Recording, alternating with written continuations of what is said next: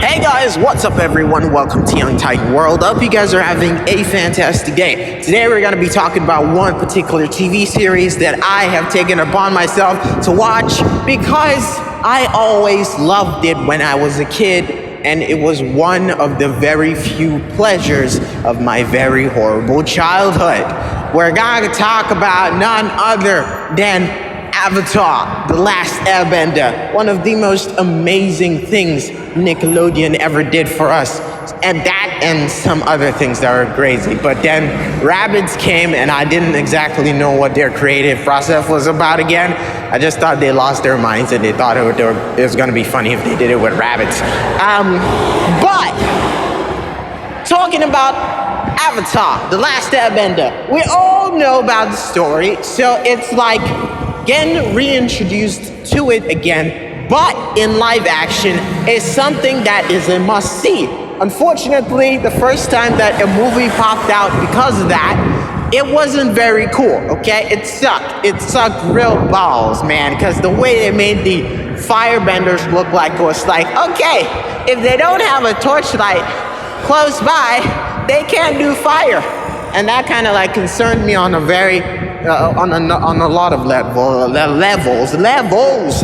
Okay, so the TV series actually is nothing like it. Thank God. The animation, or at least the graphics, were just a little so cool. I mean, I love Appa. Momo's a little bit. I mean, his wings are not.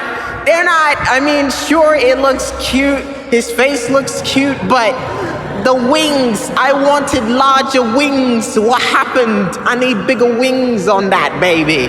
But anyways, that aside, and I think which other animation I thought could use a lot more work.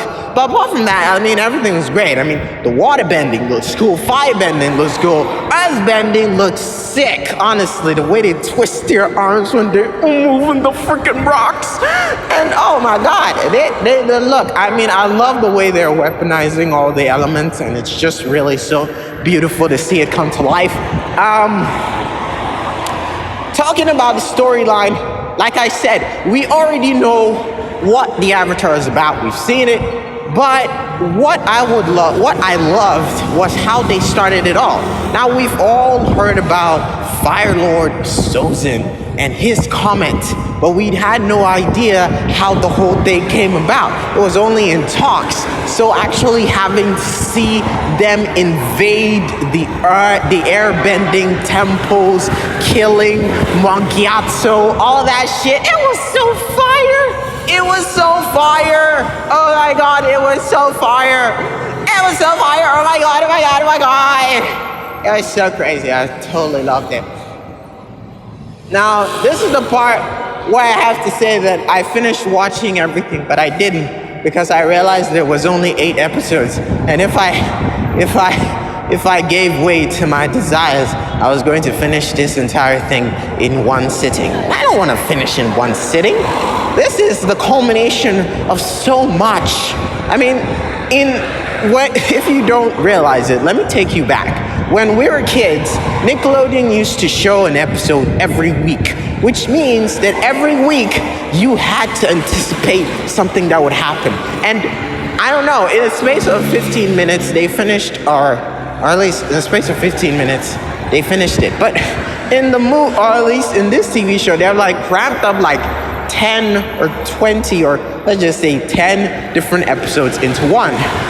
And mind you, I don't have any problem. I love the fact that the guy's cabbages are on fire and they're being destroyed. And I like the fact that it's fast-paced and at least we get things put together in a way that makes sense. But you gotta understand, I can't take this unless I savor it little by little, because every detail counts to me.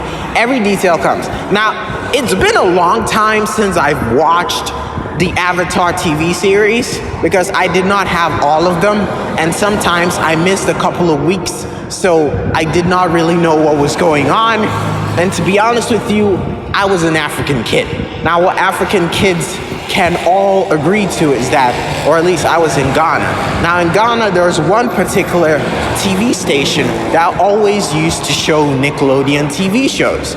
and that was GH1. There was between GH1 and Viasat 1. Viasat 1 just went for random TV shows, but for GH1, they always went after Nickelodeon shows. And that was the only way that we even got to keep up with stuff that was on Nickelodeon. Them and TV Africa. TV Africa also did their part, but you see, there is no consistency. They could show the same shows that they showed the last week or the weeks before, and you couldn't say anything about it. You couldn't disagree or complain because, come on, you are a kid in an African country. You should even be grateful that you even have the opportunity to watch cartoons. You should be outside playing with dirt. At least that's what they thought. Anyways, it did turn out that way, but I love the fact that I get to watch all of this from the comfort of my home. And I'm really appreciative of the fact that I got to experience this again, because it's really cool. I mean, every single part of this is amazing. I know the animation is not so great when it comes to airbending, but you gotta give props to them, because I know for a fact when it comes to visual effects, we all praise Marvel, but it's because Marvel has had so many trial and errors that they got it right. Nickelodeon has never exactly fully embraced the aspects of making movies and TV series to the part where it's going to fully influence the way they create content for everybody. So even having this as a start is really great, and I really do love it. And I hope I get to see more of these, as time goes on. So, we're very expectant too.